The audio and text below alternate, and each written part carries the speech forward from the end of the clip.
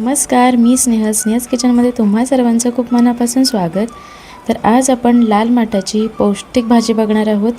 चला तर रेसिपीला इथे सुरुवात करूया। इथे एक लाल माठाची जुडी घेतली होती, ती बारीक चिरून स्वच्छ धुवून घ्यायची, खूपही बारीक चिरायची नाही। इथे जाड तळाची कढई घेतली, कढईमध्ये एक मोठा चमचा तेल घातला। तेल गरम झाल्यानंतर 15 ते 20 लसणाच्या पाकळ्या ठेचून घेतलेल्या आहेत। लसणाच्या पाकळ्या थोडं गुलाबी होईपर्यंत परतून घ्यायच्या। त्यानंतर हिरवी मिरची घालायची, हिरवी मिरची उभी चिरून घेतलेली आहे, तेही व्यवस्थित परतून घ्यायचं। तिखटाचं प्रमाण तुम्ही तुमच्या आवडीनुसार थोडं कमी जास्तही करू शकता।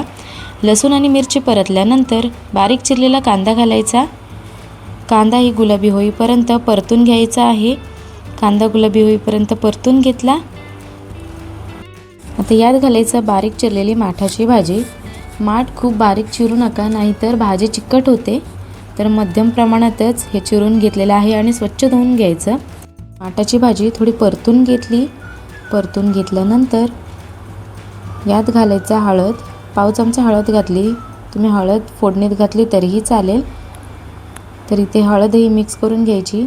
लाल तिखट घालायचं असेल तर तेही घातलं तरी चालेल, भाजी झणझणीत होईल, तर त्यासाठी तुम्ही लाल तिखटही इथे घालू शकता। या भाजीवर झाकण ठेवून एक 5 ते 7 मिनिटं ही भाजी शिजवून घ्यायची। माठ जास्त पाणी सोडतो शिजताना, त्यामुळे यात वेगळं पाणी घालायची शक्यता नाही आहे। चवीनुसार मीठ घालायचं। मीठ घातल्यानंतर ही भाजी व्यवस्थित परतून घ्यायची। झाकण काढल्यानंतर 1 ते 2 मिनिटं मध्यम आचेवर ही भाजी परतून घ्यायची। त्यानंतर गॅस बंद करायचा। गॅस बंद केल्यानंतर तुम्ही यात लिंबाचा रस घातला तरीही चालेल, खूप छान चव लागते। शेंगदाण्याचं कूट घातलं तरीही चालेल। ही भाजी जास्त वेळ शिजवू नका, रंग आणि पौष्टिकता याची निघून जाते। ओलं खोबरं घातलेलं आहे। खोबरं घातल्यानंतर ही भाजी व्यवस्थित परतून घ्यायची, गॅस बंद करायचा आणि भाजी झाली तयार। तर ही भाजी नक्की ट्राय करून बघा, पौष्टिक अशी।